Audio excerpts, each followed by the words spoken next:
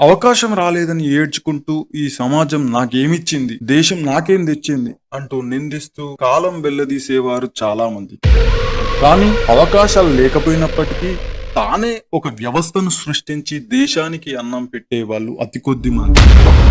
అవమానం చూసి మౌనంగా నిలిచిన వారు చాలా మంది ఉంటే ఆ అవమానాలనే పదునైన ఆయుధంగా మార్చుకొని ఒక్కో మెట్టు ఎక్కుకుంటూ పైకి ఎగిసే వాళ్ళు చాలా అరుదు. మరి అలాంటి వారినే చరిత్ర గుర్తుపెట్టింది. అయితే అక్కడ ఒక నోటీస్ బోర్డులో lady students need not to apply అని రాసిన ఆ ఒక్క చిన్న వాక్యమే ఒక అమ్మాయి హృదయంలో అగ్నిజ్వాలను రగిలించింది. ఆ అగ్నిజ్వాలే ప్రశ్నగా మారి నేటి భారత ఉద్యోగ రంగంలో కొత్త అధ్యాయాన్ని ప్రారంభించింది. ఆమె చేసిన పని తెలిస్తే మీరంతా తప్పకుండా అవాక్ కావాల్సింది. 6 అడుగుల ఆజానుబాహుడు, అప్పటికే అపర కుబేరుడైన రతన్ టాటాకే జలకిచ్చేలా ఆమె చేసిన పని తెలిస్తే ఎవ్వరైనా ఔరా అని ముక్కున వేలేసుకోవాల్సిందే. అది 1970వ దశకం. ఆడదంటే ఒంటింటి కుందేలు, ఇంటి పని వంట పని చేసి పిల్లల్ని కనడానికే ఆడది ఉన్నదని సమాజం గట్టిగా భావిస్తున్న దుర్భర రోజులది.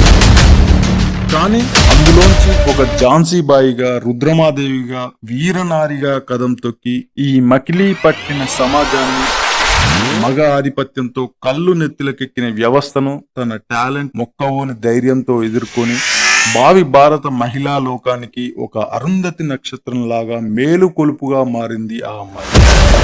ఇంతకీ ఎవరా అమ్మాయి? ఎవరా మాతృమూర్తి అని ఆలోచిస్తున్నారా? ఆమె మరెవరో కాదు, ఇన్ఫోసిస్ ఫౌండర్ సుధా మూర్తి. ఈ విషయాలన్నీ తెలుసుకునే ఇంకా మన ఇది సంగతి ఛానల్ ను సబ్స్క్రైబ్ చేసుకోకపోతే ఇప్పుడే చేసుకోండి, పక్కనే ఉన్న గంటను మోగించండి. ఇలాంటి మంచి మంచి కంటెంట్లను మీ ముందుకు తెస్తాం. ఇక వీడియోలోకి వెళ్తే, టెకీ రంగంలో మగ ఆడ తేడా లేదని మహిళా శక్తిని, మహిళా సాధికారతను ప్రదర్శించిన సాధకురాలు సుధా. ఆమె జీవిత కథల్లో అద్భుతమైన ఘట్టాలున్నాయి. అవి చూడడానికి చిన్నవిగా కనిపించినా కాలం గడిచే కొద్దీ మహోన్నత గాథలుగా మారిపోయాయి. ఇప్పుడు మనం చెప్పుకోబోయే సంఘటన కూడా అలాంటి ఘట్టమే. ఆ రోజుల్లో ఆమె బెంగళూరులో చదువుకుంటూ టాటా ఇన్స్టిట్యూట్ ఆఫ్ సైన్స్ లో ఎంటెక్ చేస్తోంది. ఇంజనీరింగ్ చదువుల్లో ఆమె ప్రయాణం మొదటి నుంచి కూడా సవాళ్లతో కూడుకున్నదే.